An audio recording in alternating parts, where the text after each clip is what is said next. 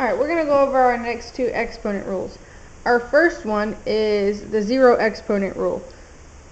And the zero exponent rule says that anything with an exponent of 0 equals 1. I'm going to show you in this table below why. So 5 to the third power is 125. Remember, that's 5 times 5 times 5. 5 to the second power is 25. 5 to the first power is 5. And if we look here, our rule is that we're dividing by 5 each time.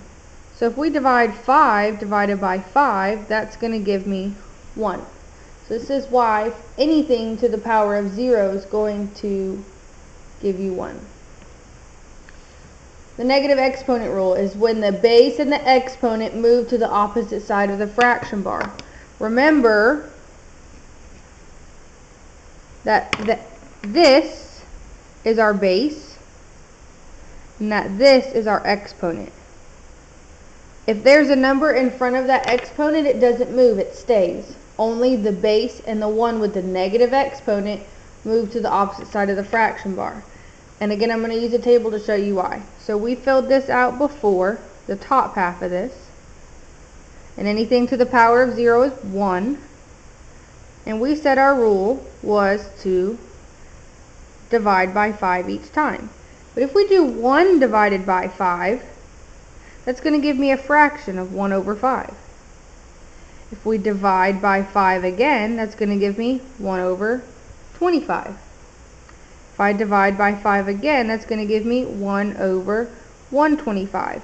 And if we look at our table, we see things that we've flipped. We have 1/5 and 5. Those are opposites. They're flipped. They're reciprocals. 25 and 1 over 25. Those are flipped. The positive is the whole number. The negative is the fraction. So when we have a negative exponent, it flips it. So let's take a look at our first example. Example 1 is x to the negative 5th power. This base and this exponent are negative, so we're going to move it to the opposite side of the fraction bar.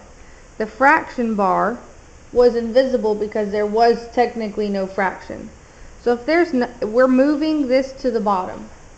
So when it comes to the bottom, it's positive.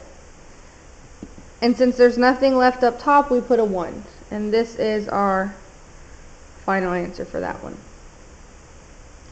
Example 2, we have 5a to the negative 2nd power, b to the 2nd power. A to the negative 2nd power has the negative exponent. I am only moving the a because the 5 does not have a negative exponent. 5 is all by itself. A has the negative exponent, so we're going to move that to the opposite side. Again, we have a denominator of 1 always if there's no fraction. So we're going to move this to the bottom. When it comes to the bottom, it's positive. We're going to write what we have left on top, 5b squared. We're going to take it one step further and combine the other rules that we have so far. So our negative exponents, x to the negative 4th power is coming to the bottom. We have y to the negative 2nd power is also going to come to the bottom. But if we look on the bottom this time, we have y to the negative 3rd power. It is on the bottom already, so we need to move it to the top. So I have 6. Y to the negative 3rd power comes to the top, and when it comes to the top, it's positive. On the bottom, we have 7x to the 4th, and we're bringing an x to the 4th to the bottom and a y squared to the bottom. But I need to simplify this even more, so we're going to expand. 6y, y, y, because that has a y to the 3rd power, so I write 3 y's. We have our 7. We have x to the 4th power, which is 4 x's.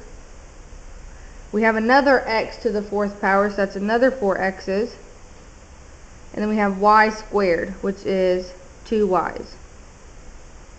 And remember, anything divided by itself is 1, so we can cross out 1 set of y's and 2 set of y's.